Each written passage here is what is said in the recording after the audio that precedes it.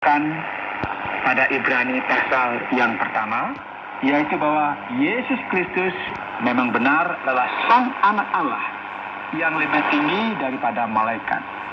Jadi sesuai dengan Alkitab, bahasa Indonesia dalam terjemahan baru, dikatakan setelah pada zaman dahulu Allah berulang kali dan dalam pelbagai cara berbicara kepada nenek moyang kita dengan perantaraan nabi-nabi, maka pada zaman akhir ini Ia telah berbicara kepada kita dengan perantaraan anaknya yang telah Ia tetapkan sebagai yang berhak menerima segala yang ada.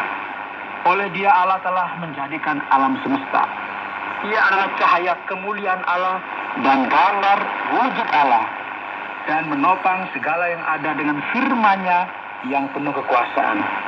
Dan setelah Ia selesai mengadakan penyucian dosa, Ia duduk di sebelah kanan yang maha besar, di tempat yang tinggi, jauh lebih tinggi daripada malaikat-malaikat, sama seperti nama yang dikaruniakan kepadanya jauh lebih indah daripada nama mereka. Saudara, sebagaimana yang bisa kita perhatikan di sini, penulis dari Ibrani ini telah memberikan sebuah hubungan langsung dengan perjanjian lama. Ya, memang benar bahwa segala sesuatu yang telah dituliskan di masa lampau berasal dari Allah. Karena Allah telah berbicara berulang kali kepada nenek moyang kita dan melalui perantaraan nabi-nabinya.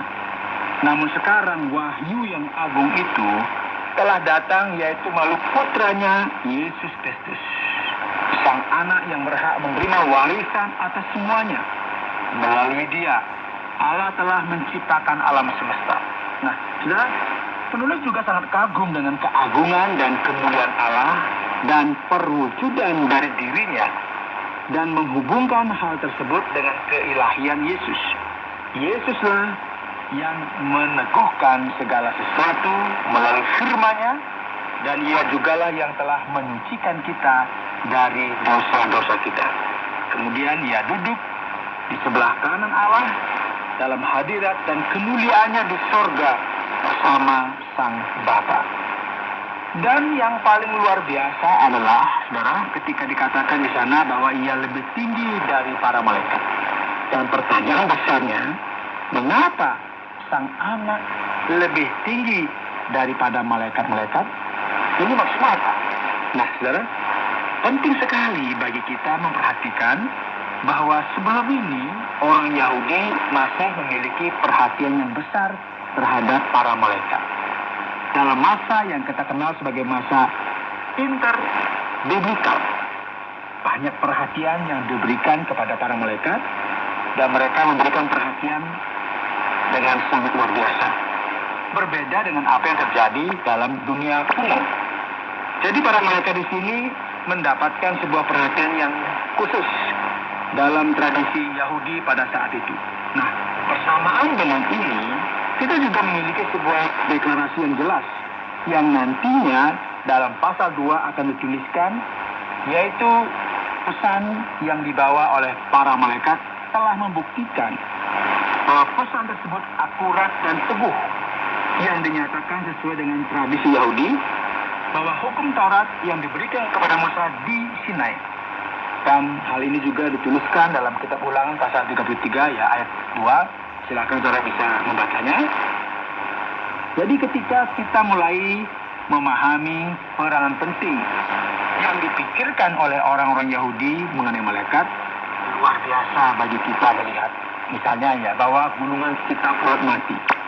Disebutkan bahwa malaikat Mikaelah yang diharapkan menjadi karakter terhebat dalam masa pemerintahan Mesianis. Jadi, dengan kita memperhatikan konteks khusus ini, penulis dari kitab Ibrani akan menunjukkan dengan jelas sebuah realita yang sangat penting. Sang Anak Allah, Yesus Kristus, lebih tinggi daripada para malaikat, dan bagaimana caranya menyampaikan hal itu, saudara? Karena di sini Ia berbicara kepada orang Yahudi, maka Ia akan menyebutkan beberapa ayat. Mari perhatikan di ayat yang kelima. Karena kepada siapakah di antara malaikat itu pernah ia katakan, anakku engkau. Engkau telah kuperanakan pada hari ini. Dan aku akan menjadi bapaknya, dan ia akan menjadi anakku. Sebagaimana saudara bisa lihat dalam Mazmur 2 ayat 7. Yang merupakan Mazmur Mesianis. Yang memberikan referensi akan sang raja yang dijanjikan. Raja dari jalur Mesianis yang merupakan sang anak. Jadi tidak ada seorang malaikat pun yang sepenting sebagaimana yang mungkin dapat dianggap sebagai sang anak dalam bagian ini. Dan aku akan menjadi bapaknya, dan ia akan menjadi anakku. Nah, ini mengacu kepada sebuah perjanjian yang diadakan antara Allah dan Daud. Kita bisa perhatikan dalam 2 Samuel pasal 7 yang menyatakan bahwa Yesus berkaitan dengan garis keturunannya yang lebih besar daripada para malaikat. Dan ketika ia membawa pula anaknya yang sulung ke dunia, ia berkata, semua malaikat Allah harus menyembah dia. Nah, ini sebuah referensi dari kitab Ulangan 32 ayat 43. Silakan Ibu Bapak saudara bisa membacanya. Dengan kata lain saudara, para malaikat yang sangat dihargai dan dihormati pada saat bersamaan harus menyembah sang anak Allah, anaknya yang tunggal, Tuhan kita Yesus Kristus.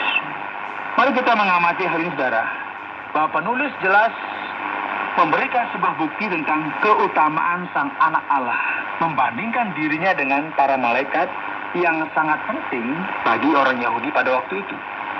Yang kemudian berkata, dan tentang malaikat-malaikat ia berkata, yang membuat malaikat-malaikatnya menjadi badai